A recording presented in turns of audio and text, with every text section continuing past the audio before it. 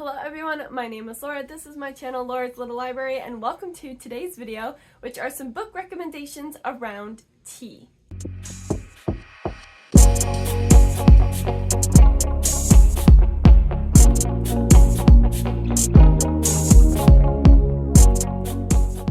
So as I am, of course, reading books, a lot of the books I've read recently I realize have a very common theme, and that is tea. And I thought this is perfect for looking forward to the springtime.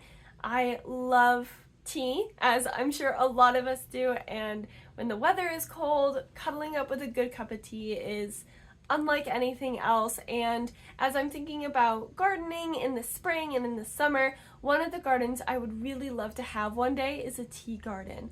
So I will live tea life through these books that I'm going to recommend to you. So first, I would recommend going and brewing yourself a nice fresh cup of tea to sit down and cozy up as we talk about books.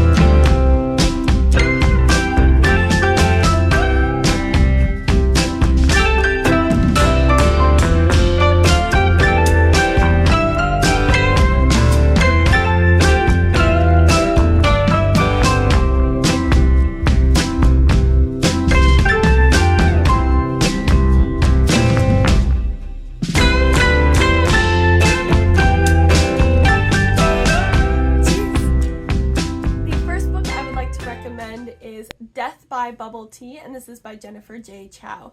This is a murder mystery, but a little more cozy murder rather than like gruesome thriller. You have your main character who works with her dad, and she's a really good cook, but she was actually working in a bookstore. Soon after losing her job, her cousin from Hong Kong comes to visit, and her dad's like, you have to show her around town, take care of your cousin. And soon they decide to open up a stall at the night market because her cousin is like a social media foodie influencer. And so they open up their very own stand at the night market where they serve bubble tea and some food and snacks, of course.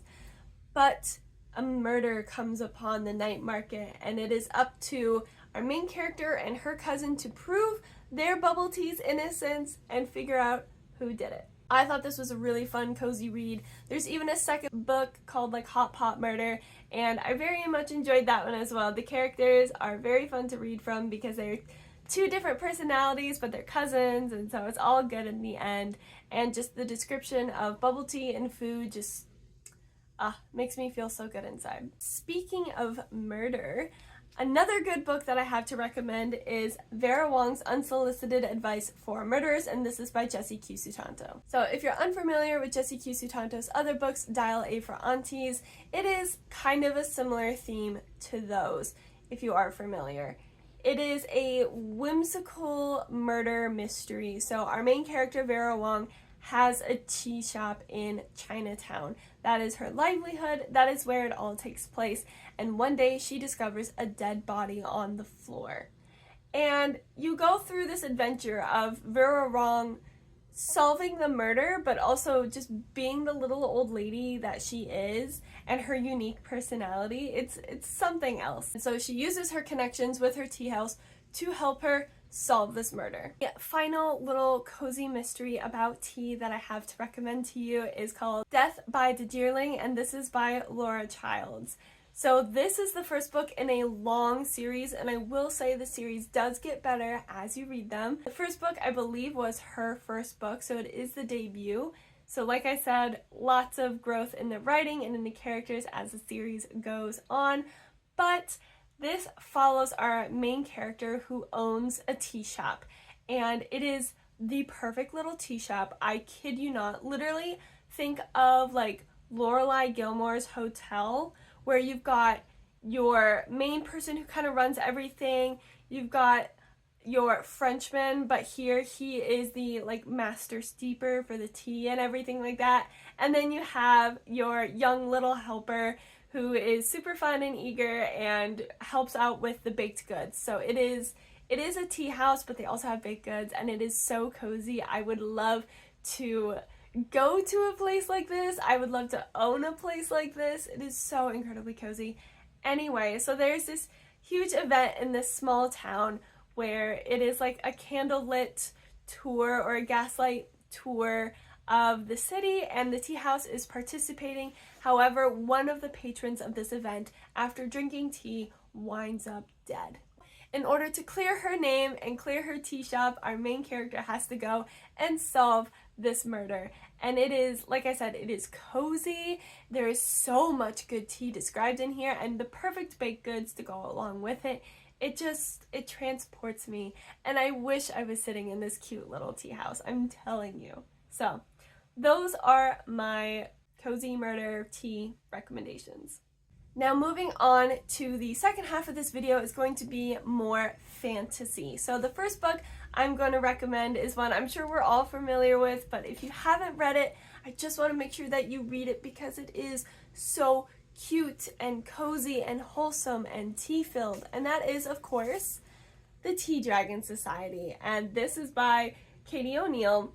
And it's literally dragons, like little tiny dragons, and each dragon is a tea. Like there is chamomile and there is jasmine and ginseng and just all these different kinds of teas, and you can see how these teas are represented with a personality in these little dragons. It is a graphic novel, and it is actually a series. There are 4 of them, and they are all just so wonderful. They're all like different seasons kind of, and it's just so incredibly sweet. And there actually is a card game for this, and I have the card game and I absolutely adore it. So if you need cozy tea in your life, you like graphic novels, and you have not picked this up ever, please do so.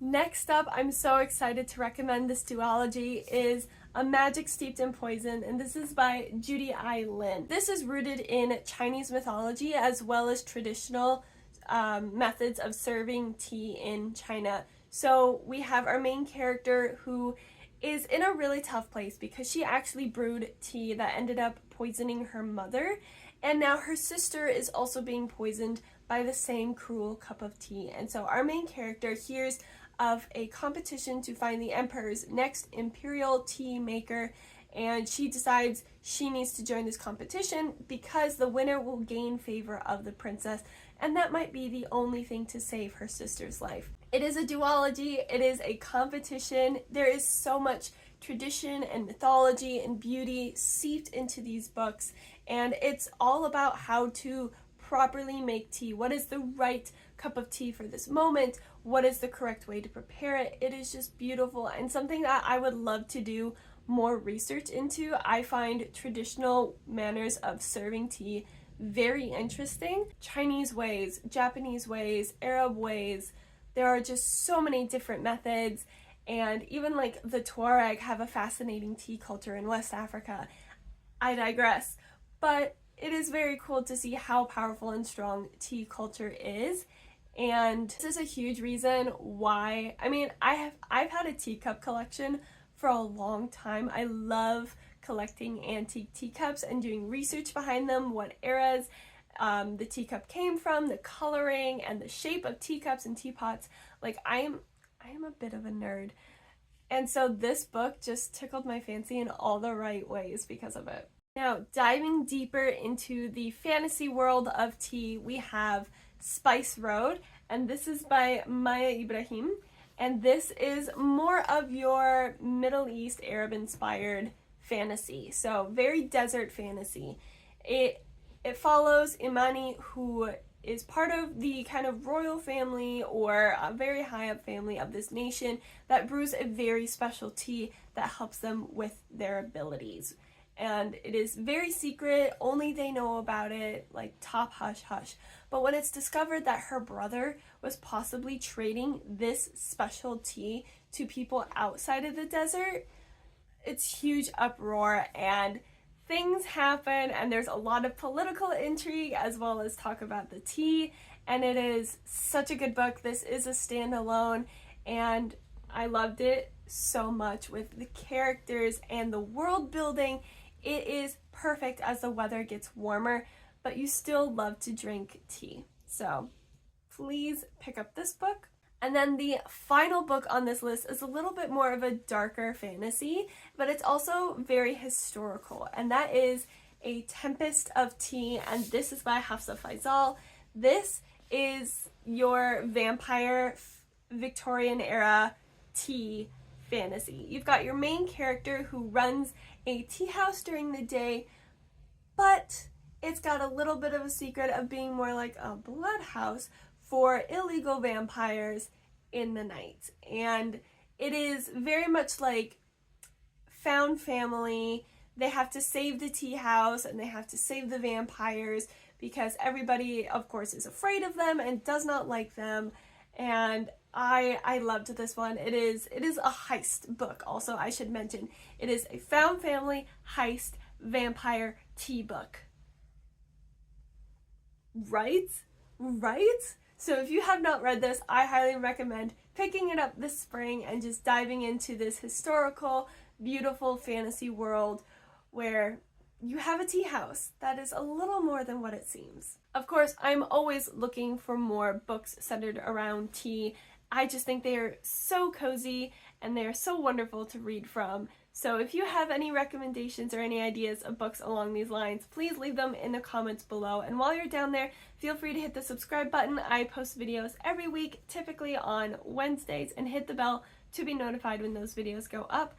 I also have social media linked in the description below that you can follow me on my Bookstagram and things like that. So definitely look down there. If you like this video, give it a thumbs up. You can let me know. And yeah, again, thank you very much for watching. I hope you enjoyed. And until I see you in the next one, enjoy your tea and happy reading.